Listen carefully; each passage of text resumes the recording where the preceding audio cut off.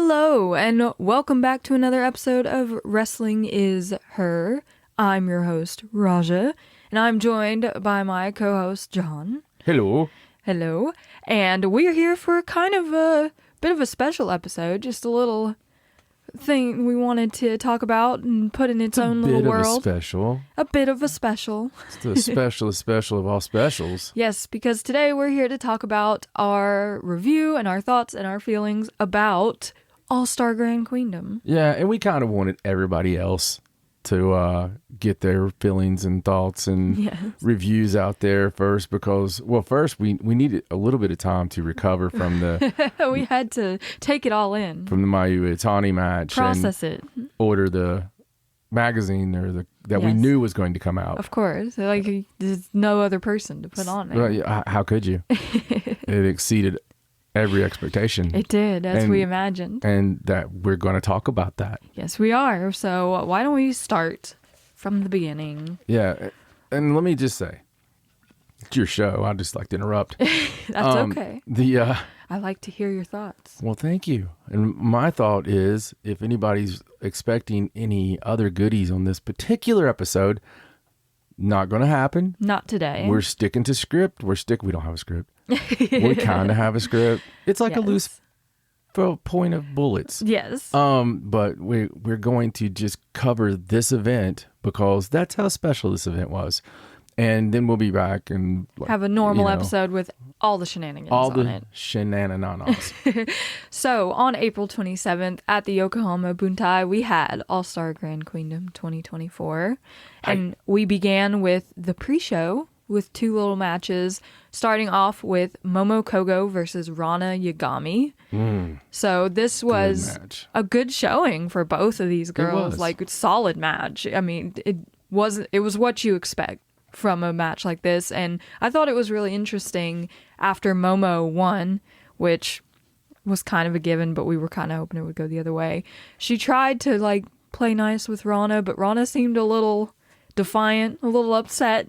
She didn't want to shake hands or anything. She was just mad. Yeah, and I think it's good. Like you said, it was a good showing. I think that Rana had so much growth so quickly. She has. And I know we're not talking about other stuff on this show. Well, if it's relevant. But Rana has an upcoming tournament outside of Stardom. Yeah, she's in the Catch the Wave tournament over there. and which is cool. Yeah, it starts on the 5th, I believe. Yes, the 5th of May. Cinco de Raya, whatever. That went horribly wrong. But that's okay because we're going to take Jones. Yes. But I'm very excited about that because her and Saya Kamatani are both in this tournament. Yeah, it's really cool. With Murder Smurf herself. Risa Sarah. It'll be interesting to see how that goes. Yeah, it is. And growth. Big time growth. She has, yeah. Rana has really come out the gate swinging like any member of God's Eye would, honestly. And the second pre-show match was Yuna Mizumori and Aya Sakura versus Lady C and Rion. And this saw Yuna Mizumori get the win for her team with her off the shoulders face buster move. It's really cool. Yeah. And when she gets them up there, it's like, oh no. Right. And it is like, oh no. And Lady C had, a good showing in this particular match. She laid a bunch of hurt. Yes, she did. People are like, when is Lady C going to get her time? Well, but Yuna is the one who got her time here. I think Yuna is, if you had to, because they're kind of in the same boat. They are. And they're in a similar position. They are. I would put them at the same mid-level card type, upper mid-level card. But I see that being a place. Everybody has a place. Yeah. And you need those people. Yeah. Lady C doesn't always have the same. If all the ladies are driving us somewhere, I'm probably checking my Google Maps more with Lady C. That's understandable. But if, Sari was driving, I would just fall asleep. Right. You just trust her completely. Right. Exactly. I got you. So that brings us to the main card. The start of the main card saw a Future of Stardom title match between Rina and Sayaka Kurara. And this was Rina's 8th defense, so she's creeping ever closer to Hanin's 9-win streak with the belt. If she makes it to 10 defenses, Rena will have the new record for the Future of Stardom title. And I mean, she only needs 2 more to get there. But this match was exceptionally well worked, like for the age of these competitors and Sayaka being so new, they just did so well. Yeah, even with Sayaka having a few, oh my God, this is my first gigantic match. Yeah, opening the card, buddy. On pay-per-view, biggest show of the year. Yeah. Jitters. Yeah. Because she had some. Of course, you're going to have jitters. She had some jitters I've not seen her really have since her beginning. But, I mean, come on. It's the biggest show of the year. It's a title match. The cool thing about that, okay, you're going to have things happen in a match. Yeah. It just does. Especially big matches. There's going to be things because you overthink things you would normally not even think. Right. Because you want everything to be perfect. Right. And you play this match in your head all day. You play it in your head the night before. I mean, this is such a big deal. Things are going to happen. You really are. And it's for that, the big part is if your dance partner can actually take that, navigate that. Yeah, and like make it okay. Right. In the context of the match. Turn it into something good. And I think that Rena really showed again so much she's a little ring general. Yeah, just so much ownership in this match. She's so confident. It doesn't really matter what's going to happen. Yeah. Rena can take that and deal with it. It was always supposed to be that. I mean, but it also, I love it because it's a little bit of authenticity of where we're at because she should mess up a little bit. Yeah. I mean, these are they are in this Future of Stardom title match for a reason because they're the future. They're still working out their stuff. And don't get me wrong, I thought it was a great match. Like you said, it was very well worked and a great opener. Yeah. So I don't know. I never really got to the point where I was like, oh, Sayaka's gonna win this match, but it was still really fun to see them work. And honestly, we had talked about our star ratings because we've tried a number of things. We tried, toes. We tried to be creative. We tried moons. We wanted to be a little bit different on this. It's just so easy to come back to the standard. It is a standard, and some people want to give Dave Meltzer hell. I know I do at times. Yeah. Because at times he says things that go against what I like. Yes. And that's just one person's opinion. Yeah. And we can use stars to say our opinion. Yeah, exactly. So, I think we'll go by the same 5-star rankings. I agree. But with that said, yes, I would give this a solid 3.5. Yeah. It's definitely a middle of the road match. Like nothing wrong with it. Yeah. It did what it needed to do. Definitely 3 stars. I would definitely like our stars to mean a lot. Yes. You know what I mean? Yes. That curve there to be, these are meaningful. If you get a 2-star match, it's not the worst thing that's ever happened. No, 2 stars is it was okay, but it was missing. Like pre-show matches. Yeah, it was missing. They're designed to be things. 2 stars. Yeah. You're not designed to have 5 falsies on a pre-show. No. It's just supposed to be a fun little exhibition there for a few minutes. All right. So, in our next match, we saw Hanako, Waka Tsukiyama, and Xena versus Amisori, Shuri, and Konami in Konami's comeback to Stardom match. This match was rather clunky. Yes, it was. Never got to second gear. People didn't mesh well. It just didn't work very well. I totally agree with you. And it was cool seeing Konami back, and there were cool moments in the match, but overall it just kind of felt like subpar to what you kind of wanted it to be. Yeah, and I don't know why. I don't either. I just seems like people who haven't maybe wrestled in a long time trying to make something work and then just not. And you got to think Hanako and Xena have come in when Konami was gone, so it's totally new people. And they're just trying to figure that out. Yeah, I mean, it was fine. It was fine for what it was. Yeah. I would probably put it on the in between the 2 and 3 star range, though. Yeah. Because it just felt like it didn't work on a level. You don't have to go out of your way to see this. No, there you go. You can miss this match. Yeah, I would give you the same. It's to be kind, because I did get a chop. We did get to see Xena chop someone. Yeah, I would give it like a 2.75 there. But Konami did get the win with the armbar on poor Waka Tsukiyama, and it was a nasty one. Like, it looked brutal. Like, maybe she held on a little too long there. It did. It's, you know, personally, I'm sure that was what she always wanted to do. Yeah, I don't know. Yeah, I'm sure it was all copacetic. Yeah, It's okay. fine.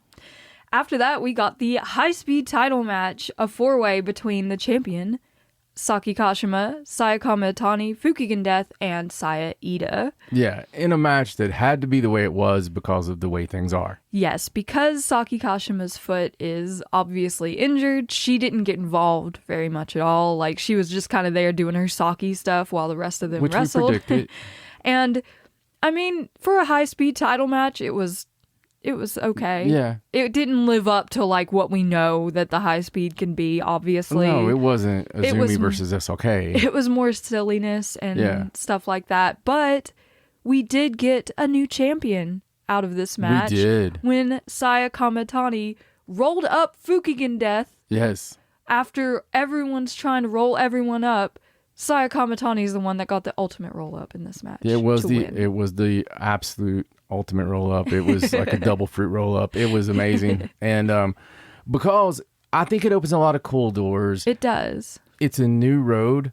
Yeah. For Saya, and I think something completely new. She can make this belt like that brand new red gear. Yeah, like, oh my god. It's amazing. I love the fact that some people online were like, this was a shout out and a nod.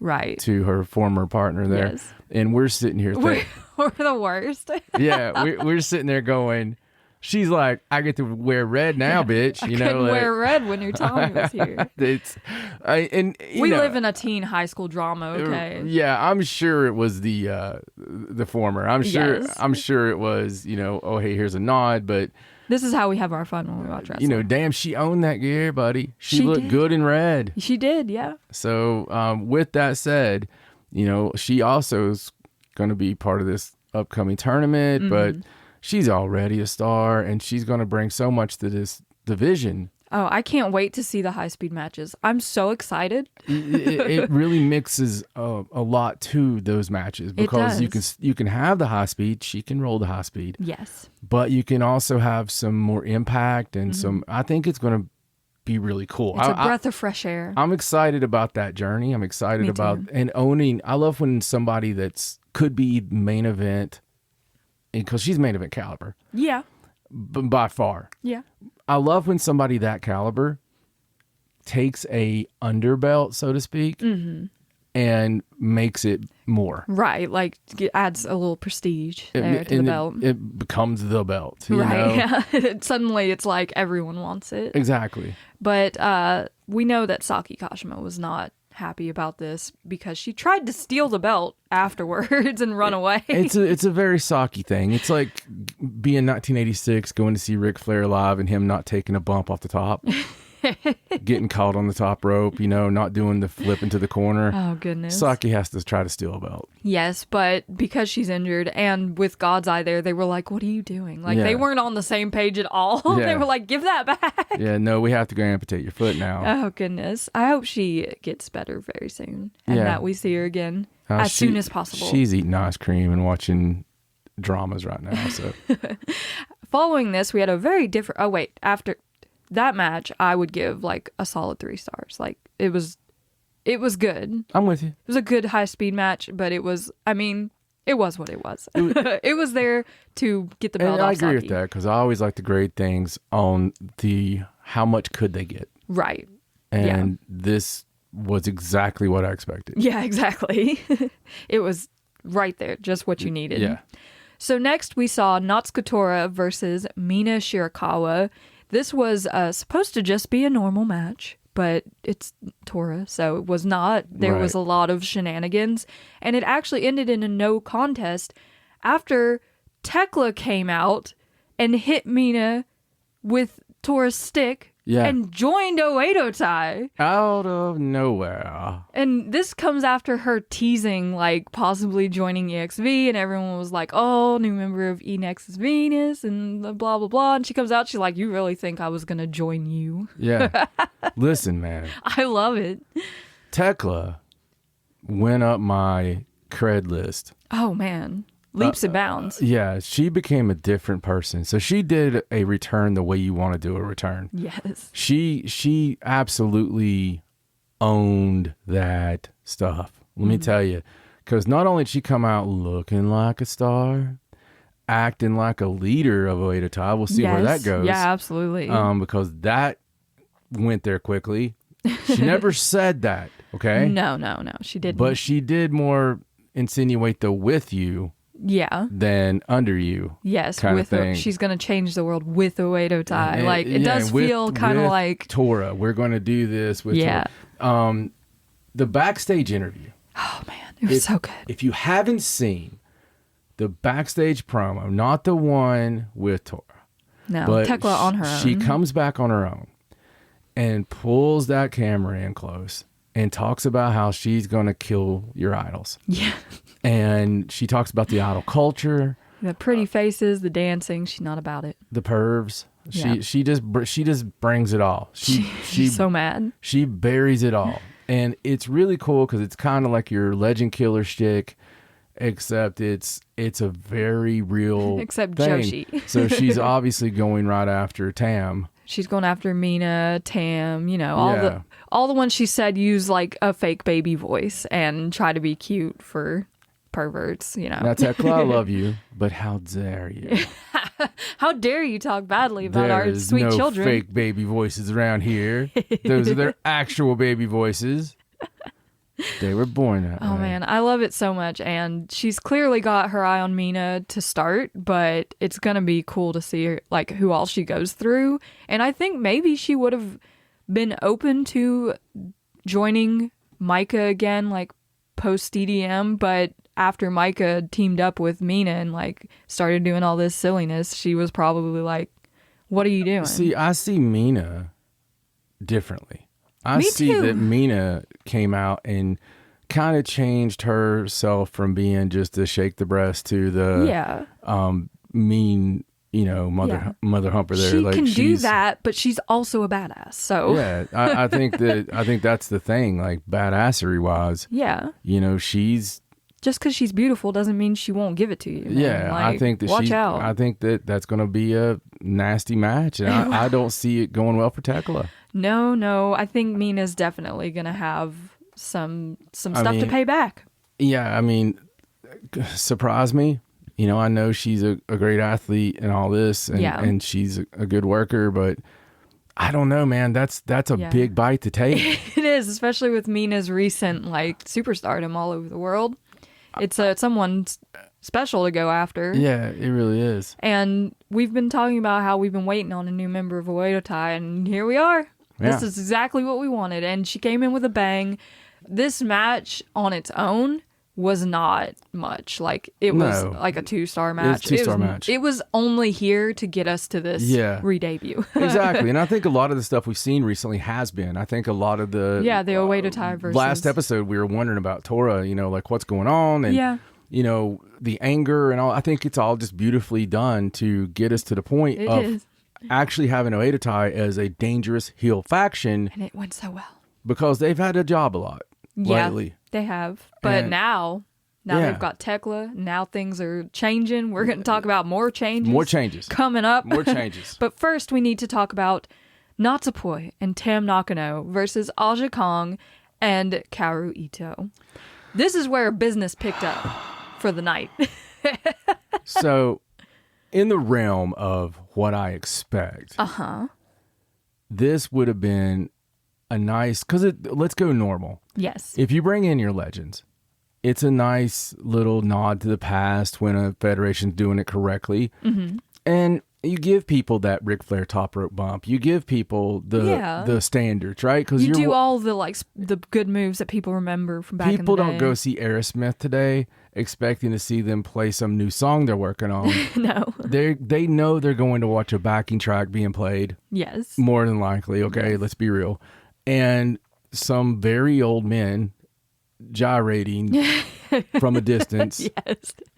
And you're wanting to But you're there for the nostalgia. Yeah, you're there for the nostalgia. The people that seen it in the 70s are wanting to relive it one more time. Yeah. The people that never got to see it but love the music are wanting to experience what people experienced then. Yes. It's this beautiful thing, right? Right, And it's a exactly. nod. And with wrestling, unfortunately, a lot of times that falls flat because, listen, it's the most physical sport that there is. Being a legend in wrestling is different because of the there's bumps. No other sport like this. You don't have, 55-year-old football players come back and play a damn game against the current stars. No, you don't. It don't go very well, okay? Because you're broken down. Yeah.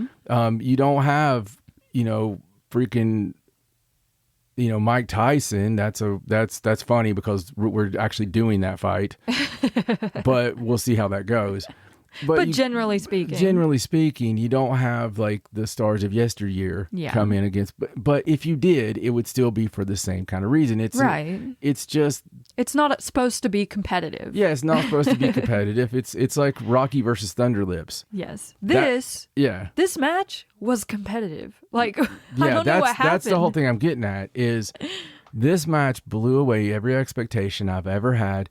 And this is coming from us going on a huge Aja Kong rush of 1993, 1994. Yeah. Really just loving everything about her, and me finding out that her partner was my Peter Pan. But, just excitement galore. Yes, of course Meltier did so much to make this a crazy match. Like, they were on top of it. They did, but I love the story that the fact that Meltier goes into this, like, because we were in New Jersey and got to see Tam and Aja, right? Yes. And that's really where this match come from. Yeah, they wanted to do it again. Right. They wanted to, hey, you get to come into Stardom now. Yeah. And, biggest ladies promotion in the world, given their flowers, right? Absolutely. And that would normally be okay for most legends. They come in, they have a nice little match. They go, Meltier's up. Yeah. At the end, no big deal, right? That's not how this worked. No. And I love the surprise and the shock and all this stuff on Meltier's face because Aja and they come in and boom. I mean, man, they went at it. You can talk about it a little bit. I just want to say some of the most impactful things that I've seen. This was like a 90s version. Yeah. Against Meltier. It was like those Kaoru Ito foot stomps. Like, Natsupoi avoided him for a little while. Yeah. But once she laid that in, I was like, oh my God. Yeah. Those are hard. And then ending the match on an Aja Kong elbow drop from the top rope. Yes. Aja Kong on the top rope in 2024. It was insane. Yeah, in this kind of match, in this kind of arena, in this kind of time period. Yeah. It was so effing good. And the fact that Aja Kong and Kaoru Ito got the win over Meltier was so insane. Yeah, and done so well. But it made so much sense. It was believable, though. It was. It was believable, especially with the size difference, the experience. Yeah. And it wasn't too crumpled old, no matter how they were getting to the ring. Yeah. That bell rang. They just went. And it was 1994. Kaoru Ito's so fast still. Yeah. Like, I was not expecting any of this, but it was so much fun and so enjoyable. We were freaking out the whole time.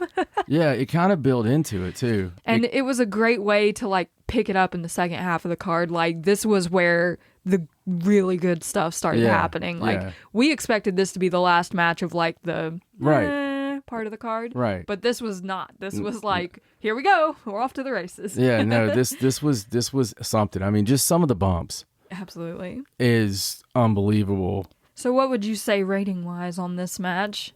Well, I mean, I give it because it exceeded expectations. It did exceed expectations. It did. But from where I was grading it to start with, I would still give it a solid 4. Yeah, me too. I was thinking 4 stars. I think 4 is as high as you could really go because... Yeah, you can't hit a 5-star out of this match because of the match it is. I mean, it would be emotion if you did. But we were expecting a 2-star match. Yeah, exactly. With like no bumps and like slow movement. Exactly. This is the equivalent of breaking the 5-star meter. Yeah, because absolutely. If you had told me going into this, you're going to have a 4-star match. Yeah. No. So after that, there was no slowing down because we had a 4-way Goddess of Stardom tag team match to get to, where the champions, Mei Seira and Suzu Suzuki, took on Starlight Kid and Ruaka, Miyu Amasaki and Izumi, and Hazuki and Koguma. And when you have a 4-way match of any kind, especially a 4-way tag team match in Stardom, you know it's gonna like they started the match with the 4 high-speed wrestlers in the ring, which was beautiful. It was beautifully done. It was amazing because you got the part that people were worried they weren't going to get. Yeah. Me. Right off the bat, and it never let up. It didn't. It was nonstop action, go, go, go the whole time, which makes it understandable why there was some miscommunication and why Starlight accidentally threw the suitcase at Ruaka, and Ruaka ended up getting pinned. And I would like to say, how many times has another member of Oedo Tai accidentally hit somebody? Exactly. It happens all the time. I think it's just it's how one it of those things when you're looking for a reason with somebody. Yeah, especially in a match like this when everything's so crazy. It's just makes sense that something would go wrong, and usually people are like, okay, yeah, it was an accident. But after that happened, Mei Seira hit this new finisher that was like, it was almost a reverse version of a tequila shot, but like sideways. It was like her own version of Suzu's awesome. Tequila shot. It was so cool. She did like a backflip into a crucifix pin. It was crazy. Yeah, it was amazing. I loved was. it. And she got the pin over Ruaka. So Crazy Star got to keep the titles. Will Ospreay put that move over on X. Yeah, as he should. It was so good.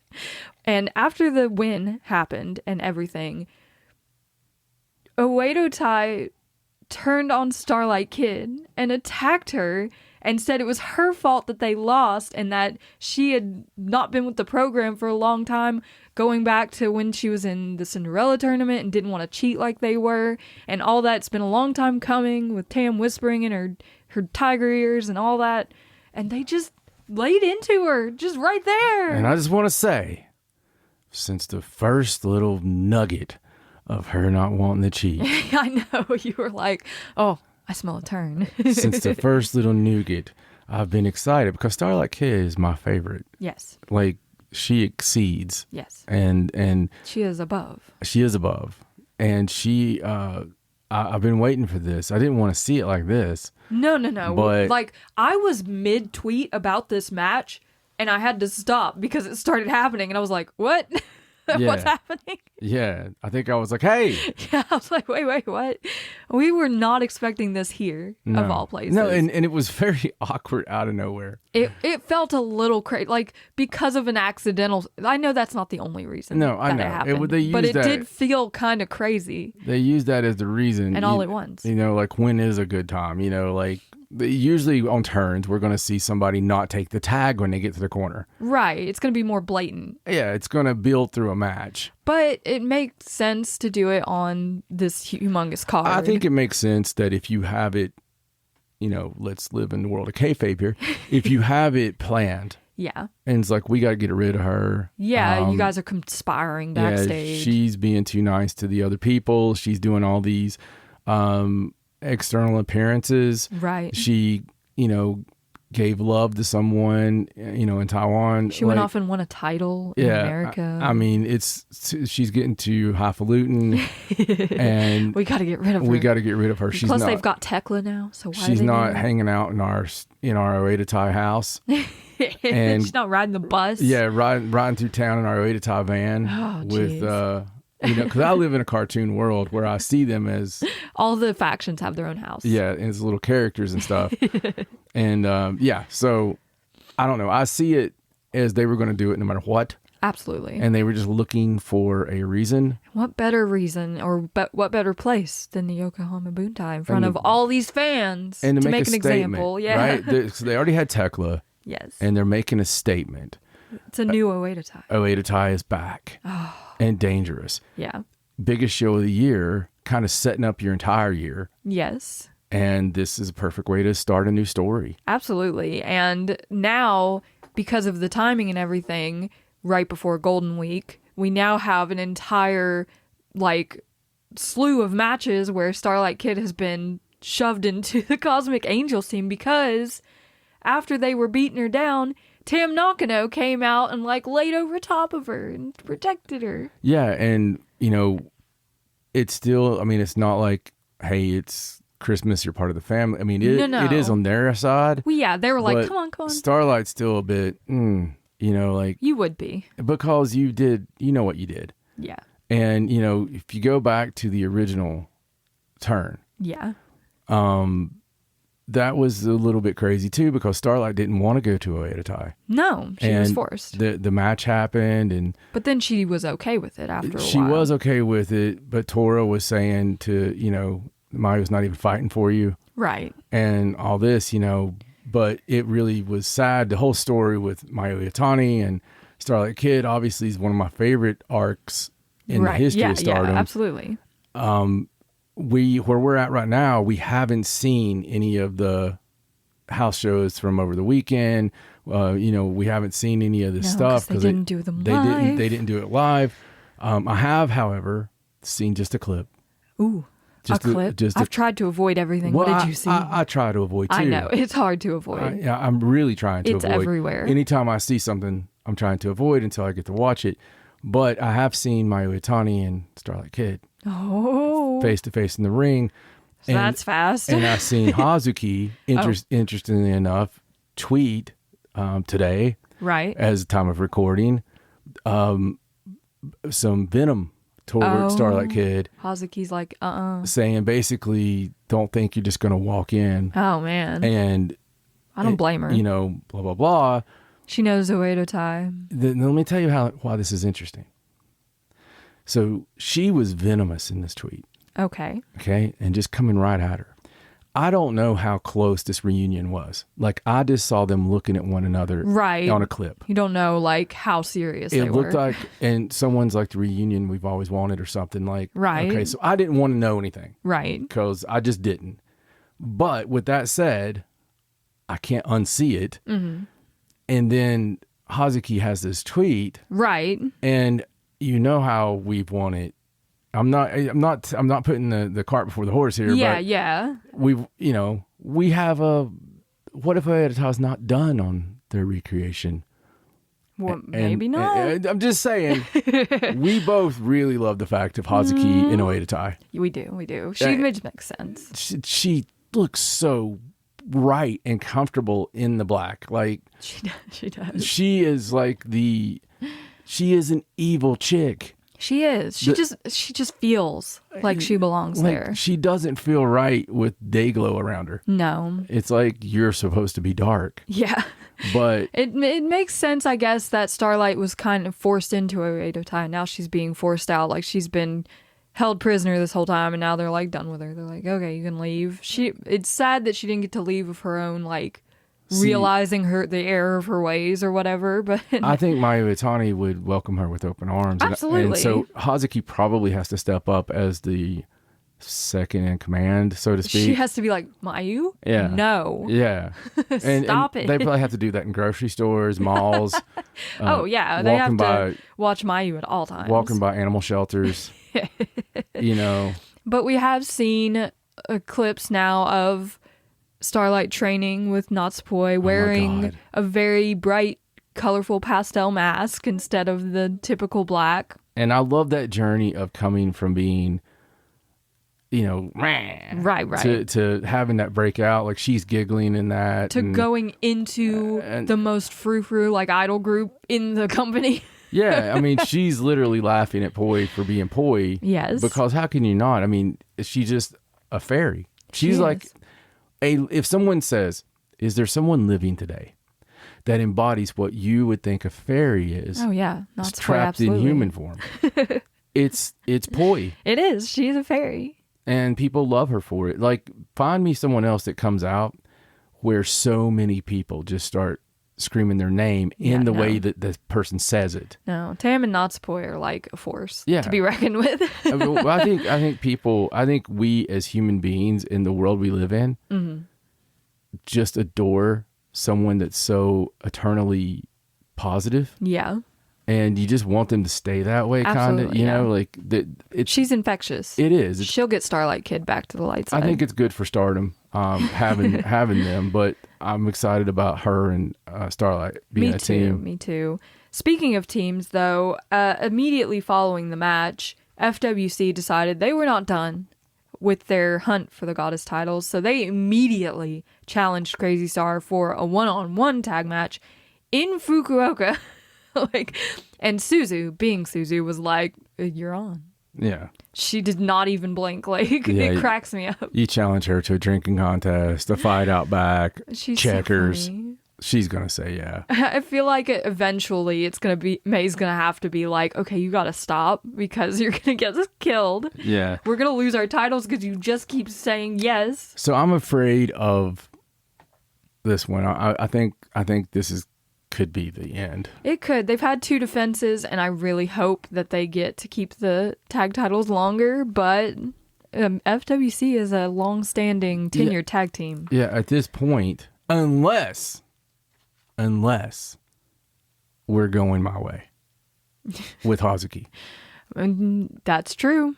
If you have Hazuki could get frustrated with Koguma. Exactly. If you have several challenges and they don't happen the way you want them to, and Koguma takes the pin, you could totally have the Hazuki going down that.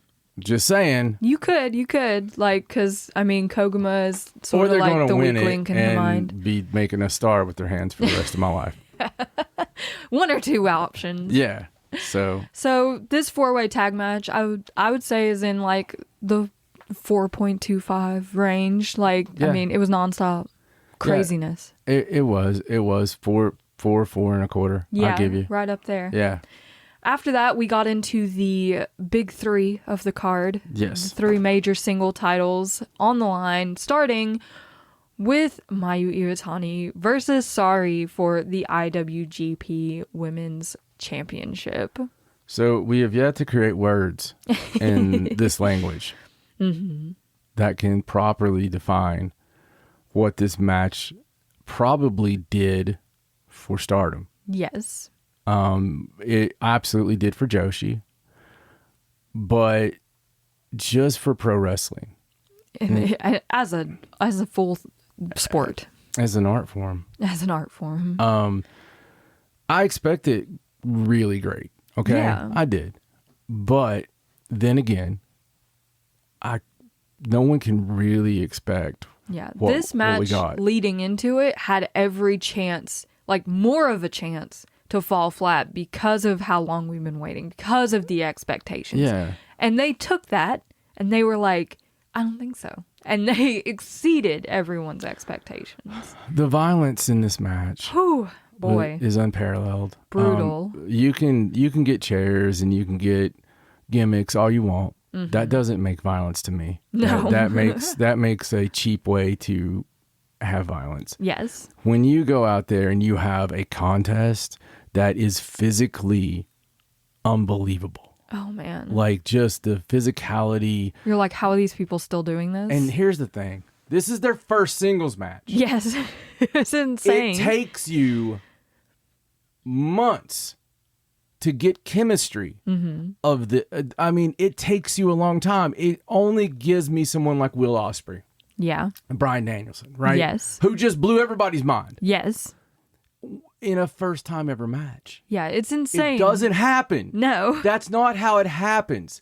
You can say what you want, but if anybody, I don't care if you're a cheerleader or a dancer or whatever, you have partners. Yeah. And you get better by doing it. It's like go into a synchronized swim with two people on opposing teams, and they're just completely in sync. It's insane. You know, it's one of those things where it's just insane, like you said, from a sports aspect, from an art aspect, from a holy, shikey. It shows how good at this these two competitors are and what level they're at compared to most other people. And yeah, listen, it's a tired saying, right? But there are levels to this shit. There are. and these two ladies, oh man, they set that bar. They tore the house down. They tore each other up. Like, this was for me the main event of the night. Like, it was hands down the match of the night. And the Sherry match, I didn't know. I didn't think I was going to see a match exceed 1-4. Right. The Mayu versus Sherry for the same belt. I didn't think this year I was going to see one exceed that. Oh, man. Okay? Because of that, just boom, boom, boom, boom, boom. Yeah, they had a limited time, and they just went for it. This match exceeded it. And I had to give some thought. I had to have a couple days. This match exceeded it. This match was something different. It was. It was two titans of the game trying to prove why they deserve this spot, why people believe in them so much, why they have the expectations that they have on themselves. And the whole pageantry around it. Mayu's entrance was, of course, she has the movie coming out, but it was showing her entire career on the screens. Yeah. It's emotional from the get-go. It was. You have the girl playing Mayu on commentary. Oh, she was emotional. And so she's emotional. The whole place is emotional. Everybody's it's like, Mayu, this is your night. This is your life. Yeah. And, so in that aspect, you're already, again, building these unbelievable expectations. Yeah. Can you imagine being her? I can't imagine the pressure that both of them must have felt to deliver in this match, but they did it. Jesus Christ, did they ever. I mean, the best thing about it, for me, was a clean pin. Yes, absolutely. Mayu Utani hit her moonsault and then the two-step dragon suplex to pin, clean, no time limit draw, nothing like that. Yeah. She wins her 5th defense, clean. Still has the belt. I expected a time limit draw. Yeah. And, that would have been totally believable too with these two because they're so evenly matched and just it seemed like they know each other so well. So even if they don't, they just work so well together that it's like, how are they going to best each other? Right, exactly. You know what would be amazing? What? If we could get Sari in the 5-star. Oh man, I think that would be a dream come true. I know for it's so a many lot people. to ask. Yeah, that's a big task. But if we could get that and we could have match 2. Yeah. But we do have a shorter, more compact 5-star this year, so maybe. I mean, and that would be great for, players coming from outside too. So it would be, yes, it would be ideal. Yeah, it would. I feel like after this, they may look to up the IWGP schedule. Like, she has only had 5 defenses in the year that she's held the title. Look at them though. I know, they're all amazing. But I feel like maybe they'll start ramping that up a little more now that they've got some that freedom. Belt is the belt. It is. It's like the belt everyone wants to have. It's very much an international If you're acclaim. coming to Stardom right now, she's the champ. She is. No, I mean, my mind. I hate to say that. I really do, because I don't want to down the red belt. I know, but it's Mayu Utani. Yeah, it just that belt feels special. It does. When you have it in a match like this, how could you not want to go after it? In all the matches. Yeah. I mean, it's crazy. So after this match was over, Mayu was doing her little, song and dancer championship thing. And much to everyone's surprise, Tsukasa Fujimoto came out to the ring and challenged Mayu to a tag match against her and Arisa Nakajima, the best friends. and it was funny because it's Mayu, and she's like, no! Mayu was cracking up. Like, she was in disbelief that this was happening. Yeah. I think most people were in disbelief that Tsukasa Fujimoto was out here. Everyone was like, what's happening? Excuse me? But it was so cool. I think at first there was like a joke about Mayu fighting them alone and like 1-on-2, but she was like, I'll find a partner. It's fine. And of course, this is another match that was supposed to happen. That never happened when Mayu was in a tag team with Io Shirai. So they're just setting up the dream matches and knocking them down, buddy. They are. And of course, Arisa is retiring, so we don't have much longer to have this dream match. So I'm glad that they're prioritizing that. Seems like we've opened that forbidden door quite a bit. A little bit. I mean, it's never been completely shut there, obviously. No. But my God, are we getting some amazing matches? Yeah, it feels like we can do so much more now. Yeah, it really does. It More really wiggle does. room. And, you know, the match, what do you give it? Oh, man. It's real. I feel like it's a 5-star match. It has to be. It feels like match of the year so far in Stardom. If that wasn't a 5-star match, I don't know what could be. Then I'll eat my hat. Because you go through everything. It's the stakes. Yes. It's the buy-in from the crowd. Absolutely. You know, it's the work. Yes. It's the innovation. Yeah, it's the storytelling. Yeah, and to achieve a 5-star in the old days, Dave Meltzer explaining his 5-star rankings. Yes. He said that he goes on the match, right? So if it's a scaffold match, right? Is this the best scaffold match I've ever seen? Exactly. Is this the best cage match I've ever seen? Right. That kind of thing. And, you know, I'm not going to say it's the best match I've ever seen. I'm saying that it's on par with the greatest ladies matches I've seen. Yeah, it's absolutely up there in the conversation. I could be watching this again in the early 90s on All Japan on that match. Yeah. And it was that to kind me, of brutality. That's hollowed ground. Yes, it is. They did so well, and I'm so proud of both of them. And I can't wait to see like where Mayu goes next and like takes this belt to even greater heights. It's going to be crazy. So that brings us to the semi-main event where Saori Ano defended the Wonder of Stardom Championship against Hanan. And what kind of spot are they in? I mean, coming they have to follow that. Yeah. Which everyone, I think, was a little... a little emotionally spent after that Mayu match. But absolutely. Saori Ano and Hanan really went after it. Like, they delivered a solid match here. Yeah. And it wasn't on the level of the match before it by any means, but it was a great Wonder of Stardom title match. It was. I thought it was fantastic, and I thought it hit all the things it needed to. And I think Hanan tried her damnedest. She tried so hard. And there were times I thought she was going to take it. Well, at first, you know, you had the strength of Hanan really overcoming Saori Ano, and that was really the story of the match, because I think that the ring presence and the experience of Saori Ano, yes, as it goes on, was using some of that aggression against Hanan. Absolutely. You can even see it in the pin where Hanan did her backdrop suplex, and then Saori Ano used that momentum to roll over her into the pin to get the win and retain the belt. Yeah. So she used her veteran experience, her mileage, as it were, against Hanan the whole match, and was like, and Hanan, you having that arrogance of youth, she tried 3 backdrop suplexes all in a row, and she just kept getting up for another one, and it backfired on her. Yeah, I mean, she was running out of things to come up with. She was. The whole thing was, you know, it's Hanan's journey. I think it was too early to give her the belt. It was. And I agree. I know some people emotionally were upset about it, because they're like, people are just always like that. They're just like, oh, it's time. They don't trust the process. Yeah. It means a lot more now, because Saori Ano's white belt reign mounds more. Yeah. Hanan's journey means more. It makes, if people wanted her to excel, they want her to even more now. Yeah, they're like, oh, she's going to come back and try to get that again. But Hanan had this arrogance coming into this, like, oh, this is my belt. This is my time. Yes.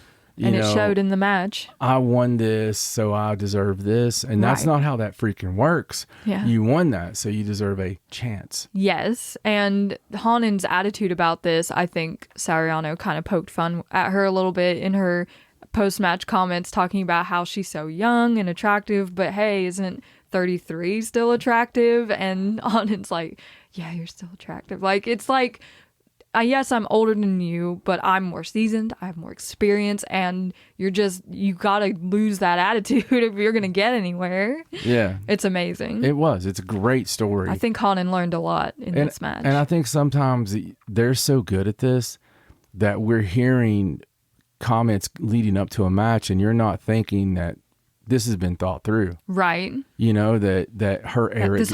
It's all the story. Yeah. It's her story. It's her growth. Yeah. And I think if you explain that to a talent, then they're not let down. They know what's coming. They want to tell that story as good as they can. Yeah. That's when you lose the marks in the business. Yeah. And you have people in the business that are actually doing it for the good of the business and the good of the story. And I really feel like we get that here. Yeah, it's a great story, and I don't think it's over by any means. I think Hanan's going to probably go through the 5-star. She's going to start learning to control her emotions a little better, and eventually she's going to come back and have more of a solid foundation to build upon and win a belt. I respect knowing how to deal with loss. Yeah, she was very gracious in defeat. You know, that means a lot to me personally, and most people, because we all get kicked in the teeth daily. Yeah. So, you know, I think it's, like you said, I think it's going to be better. She could absolutely lose herself after this and just be distraught and emotionally, like, crazy in the ring. But I think she's going to go the opposite direction, try to get more discipline. As funny as it is, in my, real life, I train a lot of people. And I have to give them, there's a lot of circumstances people deal with that I have to deal with for them, with them, to get them through, right? Where they don't get what they thought they were going to get. They don't win what they thought that they were going to win. Right. And I have a lot of difficult conversations. And I always have the one that I go back to because I believe in it. There's one of two ways you can go right now. You can go the flip me off, knock everything over, kick yourself out the door. Flip the table. Yeah, you can go that way, absolutely. And you can use that anger inside of you to feel sorry for yourself and go do this somewhere else. Right. Because you have that right. And I'm sure someone would love to have you somewhere else. Probably. Or you can look inward and think, what did I not do that I could have done better to make the decision 100% mine? Yeah. And take what I feel like I deserve and prove people wrong. Yeah. You can take that and let that inspire you, burn inside of you, and learn from the experience. Yeah. And go the way no one's expecting you to go right now, which puts you above everyone. Yeah. And I hope that's the track Hanan takes. Me too, but that's the way I always explain it to everyone because I have to explain it to myself. Right. A lot. It's a continual learning experience, this whole being human thing. Yeah, it's the hard way to go, right? It is, but I loved this match. I thought it was like they did amazing stuff. They told a story through and through, and I would give this like 4 1/4, 4 1/2, like right up there. Yeah, I do too. I believe it's somewhere between 4 1/4, 4 1/2. It's really your opinion. Yeah. On this one. It was high stakes, and there were times when I thought Hanan was going to be the new champion in this match. It really pulled me in. The cool thing for me is the big Soriano matches don't always deliver the way I want them to. Right. I don't know why. Maybe she hasn't had that big stage, because she's been around, but has she been on that big stage? Right. No. And, I think that being able to craft that story on this stage is an art itself. And she's really there getting to that point where it's just amazing. Absolutely. Because she had the lead. And she did. She did. In leading this match, I think she did fantastic. She did. It was an amazing match. Really got you into the story and all that.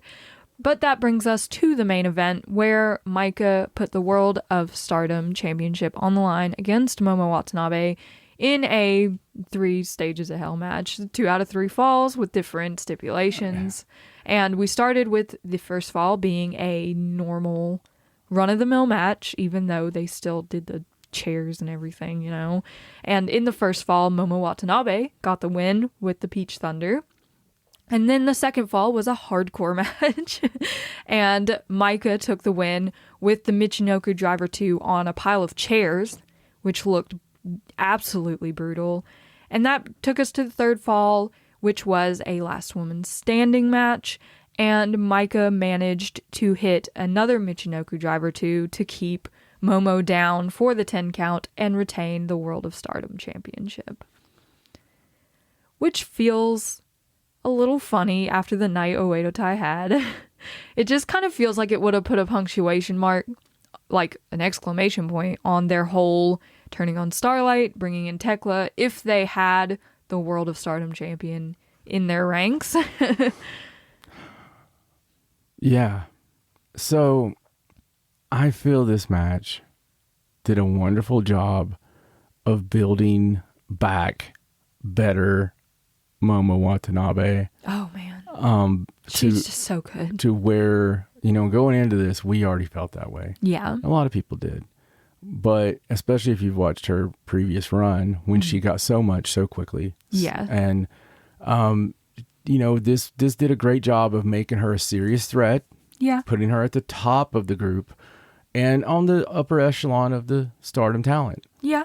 Because she was not there. No, not for a long time. So some people had to, wonder about this match to start with, because, hey, wait a second, she's an afterthought, really. And she should never have been an afterthought. No. But I think for what this match did for Momo, I don't think it did that for Micah. No, Micah was just kind of here doing her thing. I don't think it did that for her. I think that this match had a great first fall. Mm-hmm. Oh, good. The first match was like amazing. Yeah. It was an amazing match. Yeah, and I think after that... we were like, oh, cool, it's done. Just stop there. And there's a lot of factors, right? We'd been watching for 6+ hours. Yeah, we'd seen some crazy stuff. We'd seen everything that you can possibly see. And we know we're in it for the long haul with this match because of the type of match it is and how long the first fall was. Yeah, it's one of those deals where, I don't know, you could throw out the second and third match entirely. Yeah, and still have a great main event. Yeah, exactly. And I think that even though it was quick, I mean, you could have had a quick title run. If you wanted to have Micah for a long term, she could win it back. I mean, but I'm with you. I think that it would have been a great stamp on the night to have Oedo Tai stand tall. Mm-hmm. And even all of them come out and like stand over Micah. Like, how cool would that have been? Make it totally for them. Yeah. And show what happens, if you screw with Oedo Tai. Yeah. And now they control the belt. You know, so I think that would have been great for the match and for the team. Yeah. The match itself, it didn't deliver because of 2 and 3. Yeah, like if it had just been the self-contained first fall match that they had, that was an excellent match. Like both of them went above and beyond in everything they did, and it was amazing. And then it just kind of got sucked away as they were throwing things at each other and I think pouring jewels in the ring. And stuff, the jewels didn't work for me. I think if you'd had tax, or if you're going to go hardcore, right? Maybe a bloodbath, like honestly, at least a little bit. In the second match, if you'd had the blood in Momo's hair, you know what I mean? Right. That would have been a visual that we'd have been stuck with. Yeah. And would have been something. It would have been. But I don't know, man. This match really, I was praying for the end. Yeah, by the time we got to the end of the third fall, I was like, somebody just stay down, please. Just stop moving.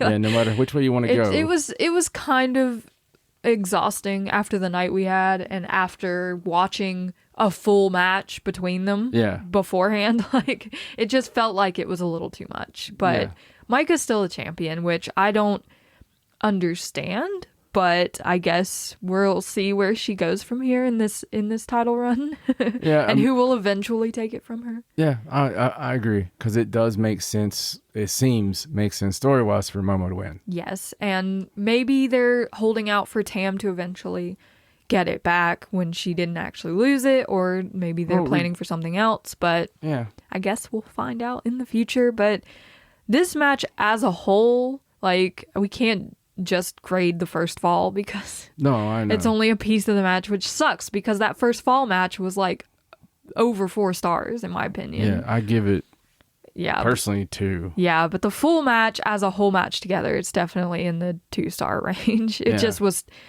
poorly thought out, I think.